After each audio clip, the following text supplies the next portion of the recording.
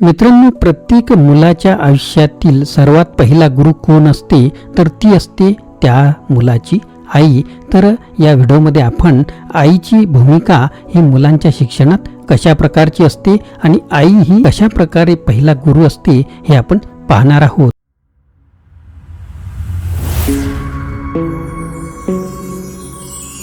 नमस्कार मित्रांनो, माझे नाव आनंद आहे आणि मराठी आनंद यूट्यूब चॅनलमध्ये आपणा सर्वांचे स्वागत आहे. आपल्याला यासाठी जिजाऊ आणि शिवाजी महाराज यांचं उदाहरण घेता येईल.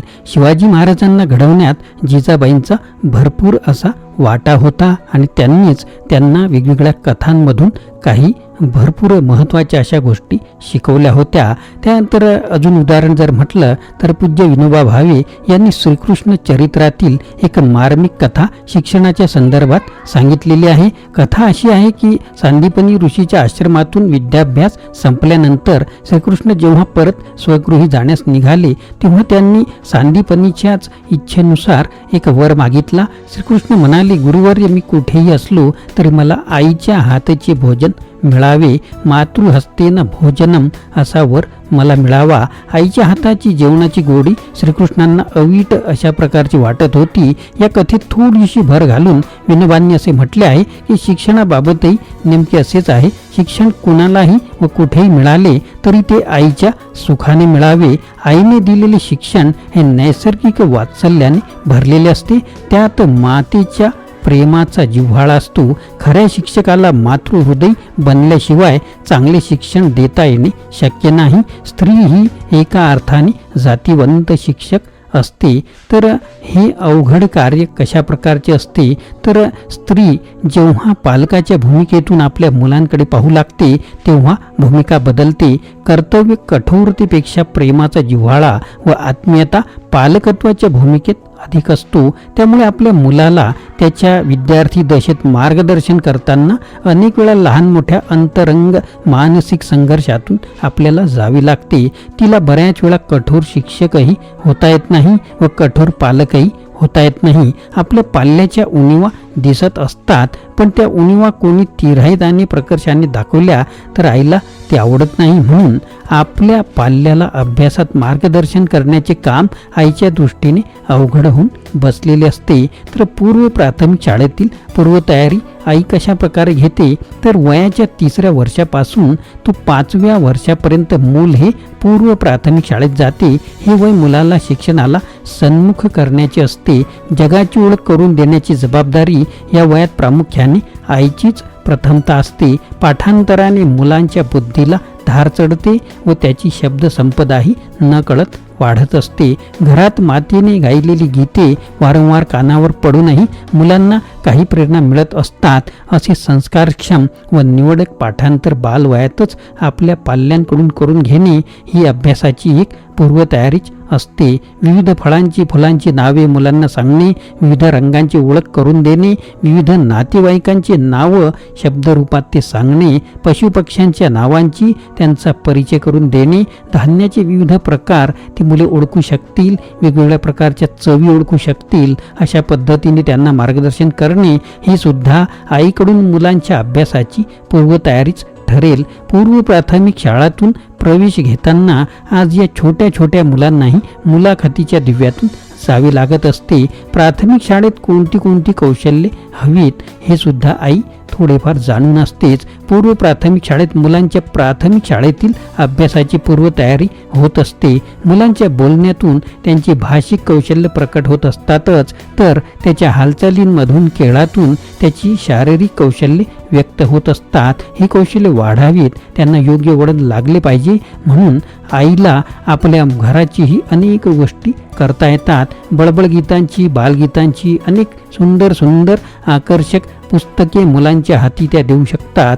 त्यातील गाणी गाऊन मुलांमध्ये त्या गाण्यांची गोडी निर्माण करू शकतील व त्या गीतांचा योग्य अशा अभिनयाची मर्यादित का होईना जोड देऊन मुलांच्या आत्मविष्काराला प्रेरणा देऊ शकतील. विविध आकारांच्या, रंगांच्या, स्पर्शांच्या वस्तूंची हसत खेळत पण जाणीवपूर्वक ओळख मुलांना करून देण्याचे कामही मातांना सहज शक्य आहे. त्या करू शकतात. अक्षरांच्या व चित्राच्या माध्यमातून आपले विचार व भावना व्यक्त करण्याची फार मोठी उर्मी मुलांच्या मनात असतेच. अशा वेळी घरात एखादा मोठा लाकडी व गुंडाळ फळा व खडू त्या मुलाच्या हातात सहज द्यावा लागेल. अशा पद्धतीने ठेवला तर मुलांच्या भावाविष्काराला तो अतिशय उपकारक ठरतो.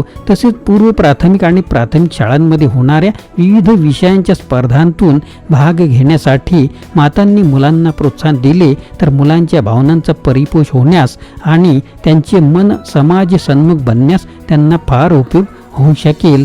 आज अभ्यासक्रमही बदलले आहे व अध्यापन पद्धतीतही वेगवेगळे बदल होतच आहेत. त्यामुळे पालकांची अनेक दृष्टीने कुचंबना होताना आढळते आणि ते स्वाभाविक सुद्धा आहे. शिक्षणाच्या सर्वच स्तरावर हे घडत आहे, पण त्यामुळे निराश व निष्क्रिय होण्याचे कारण अजिबात नाही. सुशिक्षित मातांना यातून अनेक पद्धतीने मार्ग काढता येऊ शकतो. स्वतः अभ्यास करून शिक्षक पालक संघाचे सदस्यत्व पत्करून शिक्षकांशी वैयक्तिक संपर्क साधून मातांना या अडीअडचणीतून निश्चितच मार्ग सापडू शकतो. प्राथमिक शाळेतील विद्यार्थ्यांचा गणित हा विषय, त्याचबरोबर इंग्रजी हा विषय सुद्धा चांगला करून घेण्यासाठी संख्येवर आधारित बेरीज, वजाबाकी, गुणाकार म्हणजेच प्राथमिक क्रिया आणि इंग्रजीचा जो बेसिक भाग असतो अशा वेगवेगळ्या कृत्ये निश्चितपणे करून घेता येतील. मुलांच्या तोंडी विशेष चटकन व बिनचूक करता यावेत म्हणून अनेक पद्धती अवलंबिता येतील.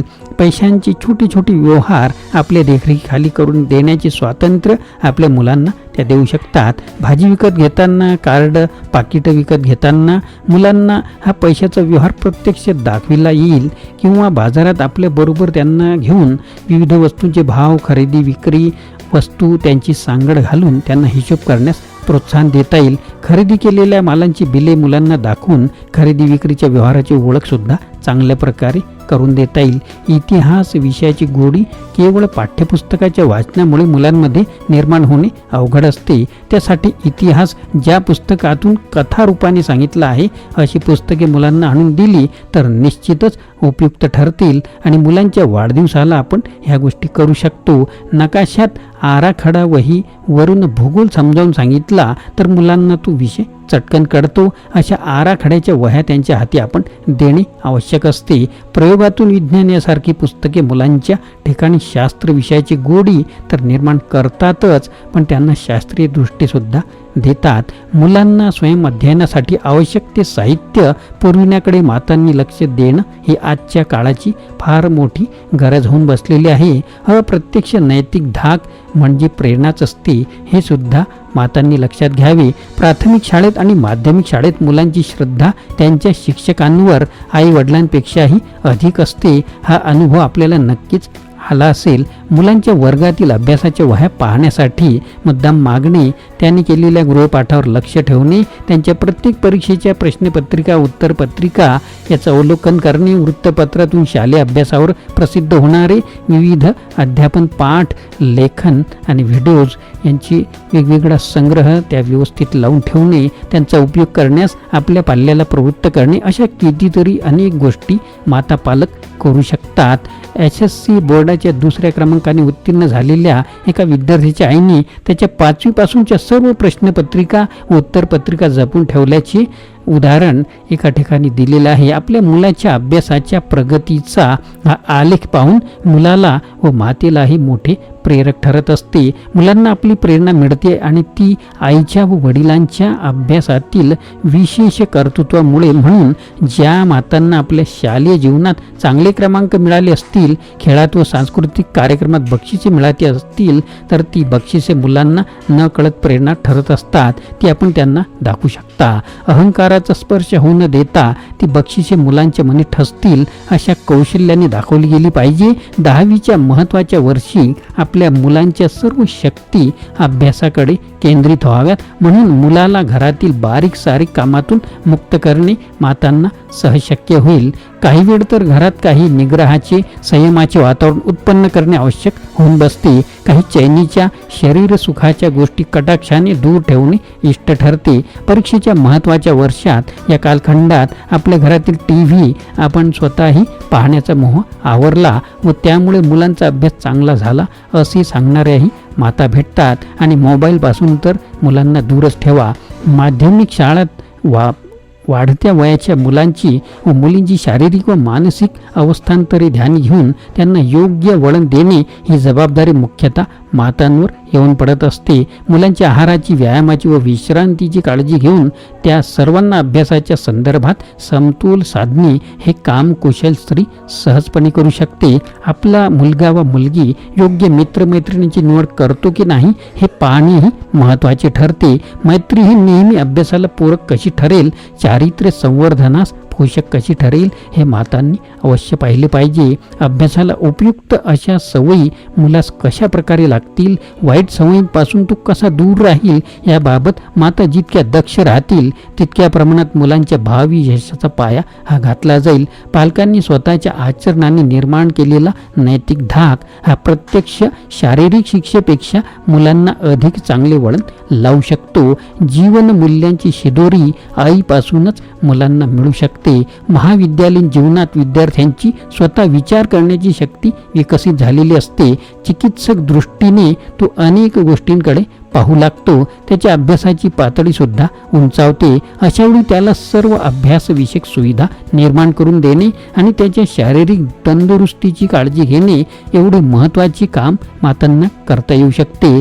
जीवनातील चांगल्या वाईट निवड करण्याची दृष्टी विद्यार्थ्याला येथे प्रकर्षाने द्यावी लागते. अभ्यासक्रमाची निवड करतानाही सर्व माहिती मिळवून व्यावहारिक पातळीवर त्याला मार्गदर्शन करता येईल. यामध्ये इतर आपले शिक्षक किंवा परिचित तज्ज्ञ यांचा सुद्धा आपण सहयोग घेऊ शकता. अभ्यासाला प्रोत्साहन देणे, अपयशाच्या प्रसंगी धीर देणे, कष्ट सोसण्याची सवय निर्माण करणे, आर्थिक ओढगस्तीतही स्वाभिमानाने जीवन जगण्याची दीक्षा देणे, स्वावलंबनाचे महत्त्व त्याच्या मनावर कायमचे बिंबवणे इत्यादी सारखी जीवन मूल्ये विद्यार्थ्याच्या ठायी निर्माण करण्याचे फार मोठे कार्य ह्या वयात माता करू शकतात. अशिक्षित किंवा अपदवीधर स्त्रिया ठिकाणीही ही श्रेष्ठ जीवनमूल्ये असू शकतात आणि प्रत्यक्ष जीवनाच्या उंबरठ्यावर उभ्या असलेल्या आपल्या मुलांच्या शिक्षणाच्या प्रगतीबरोबरच आईने दिलेली ही श्रेष्ठ जीवनमूल्यांची शिदोरी फार मोठी आणि मोलाची असते हे आपण लक्षात घेतले पाहिजे.